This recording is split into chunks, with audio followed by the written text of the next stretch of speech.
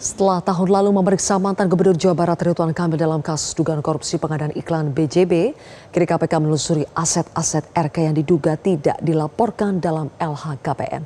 Apakah langkah KPK ini mengindikasikan keterlibatan RK dalam kasus BJB yang telah menjerat 5 tersangka di KPK? Saya akan membahasnya bersama dengan mantan Wakil Ketua KPK, Saud Situmorang. Selamat malam, Bang Saud. Halo, selamat malam, Mbak. Baik. Apa kabar? Bang Saud, KPK kan belum menetapkan RK sebagai tersangka dalam kasus dugaan korupsi pengadaan iklan BJB. Tapi sekarang mengusut aset-aset RK di sejumlah daerah, bahkan sampai ke luar negeri ya, yang diduga tidak dilaporkan dalam LHKPN. Apakah karena memang belum bisa menemukan bukti keterlibatan RK dalam kasus dugaan korupsi pengadaan iklan BJB, makanya dicarilah diputar jalan lain untuk menelusuri aset-aset RK dulu yang tidak dicantumkan dalam LHKPN? Ya itu lebih kepada style aja kalau saya bilang ya. Setiap penyidik itu punya strategi, punya taktik.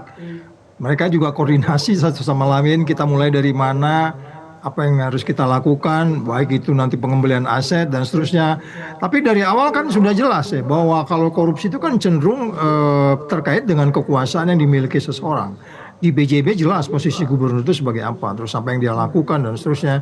Dan itu sudah dilakukan penyidikan. Jadi saya katakan di bagian depan ini hanya soal stylenya mereka untuk kemudian kapan mereka untuk kemudian melakukan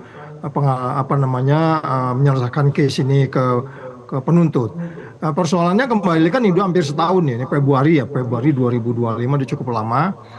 Tapi kita tunggu saja itu mereka akan mempunyai yang saya bilang di bagian depan strategi, taktik. Tapi kemudian kalau kita sudah mulai bicara indikasi ada placement, layering dan seterusnya dalam pencucian uang yang disampaikan tadi Ibu Yenti ya, itu menjadi lebih menarik. Iya, nanti itu menjadi menarik kalau disebutkan ada placement, integration, layering itu kan sudah proses tahapan-tahapan yang memungkinkan kita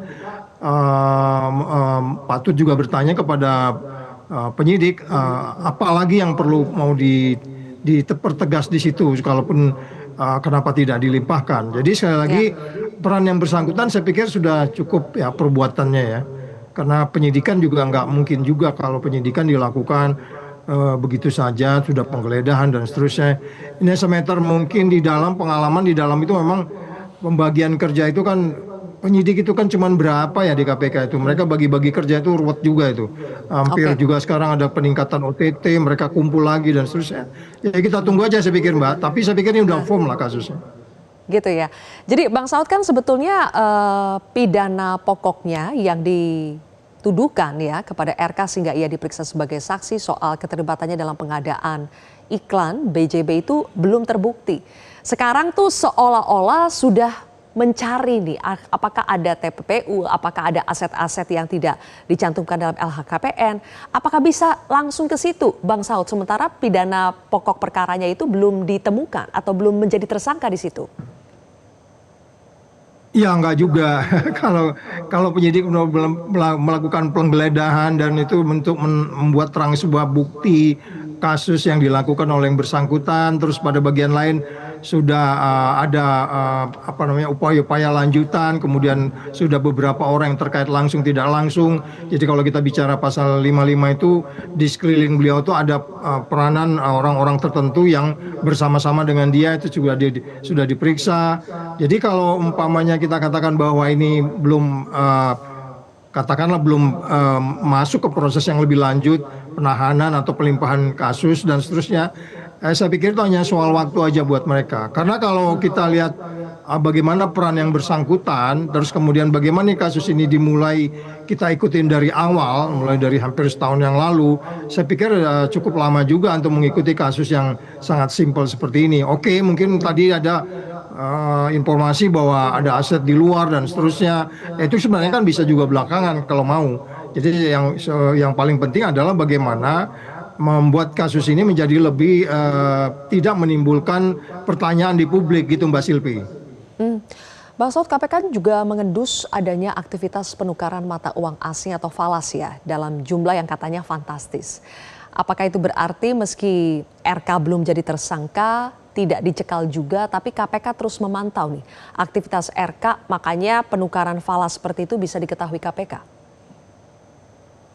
Ya, itu memang wajar ya dalam pengalihan perhatian atau menutupi tindak pidana dari sisi pencucian uang, mulai dari placement, layering, dan integration segala macam itu kan tahapan-tahapan yang udah umum, dicuci lagi, dikembalikan lagi, balik lagi.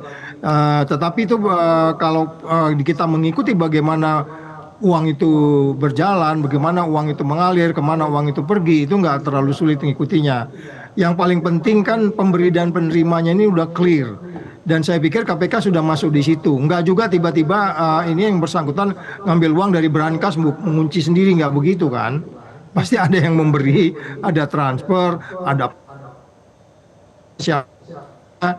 Ya kalau nggak begitu ya kasus ini agak aneh menurut saya kalau umpamanya penyidik sudah masuk ke tahap itu. Jadi sekali lagi kita tinggal menunggu sebenarnya bagaimana KPK mempercepat ini karena sudah cukup banyak benda-benda ataupun katakanlah dari awal gitu ya. Biasanya penyidik itu sudah masuk ke LHKPN itu udah umum. Itu pertama kali. Setiap menerima laporan tuh mereka masuk dulu di situ. Nanti di situ akan terlihat indikasi-indikasi kejujuran dan seterusnya, integritas dan seterusnya gitu, Mbak. Oke. Ya, LHKPN kan dilaporkannya sudah cukup lama ya Bang Saud, tapi baru benar-benar ditelusuri ada atau tidaknya yang tidak dilaporkan itu sekarang. Apakah ini Bang Saud, tindakan KPK mengusut dugaan aset RK yang tidak dilaporkan dalam LKHPN, itu juga bisa menjadi alarm buat pejabat publik lain untuk melaporkan dan memperbarui LKHPN-nya dengan jujur? Iya, memang bagi yang abuse dalam melakukan fungsi-fungsi jabatannya, apakah dia itu mulai dari menteri atau mulai dari presiden sampai ke bawah, tentu mereka sudah umum untuk kemudian menutupi segala sesuatu yang memungkinkan untuk dilihat oleh seseorang itu bisa penyidik, bisa masyarakat. Ya, itu sudah hal yang sangat common.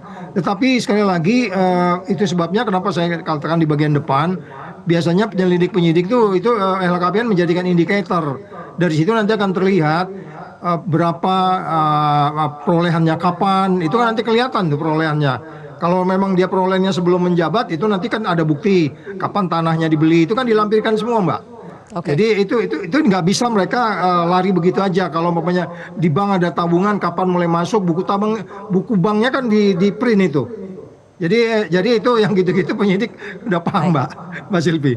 Baik, kalau begitu kita tunggu perkembangan selanjutnya dari kasus RK ini. Terima kasih Bang Saud Situmorang sudah bergabung bersama kami di Prime Time News. Jelajahi cara baru mendapatkan informasi. Download Metro TV Extend sekarang.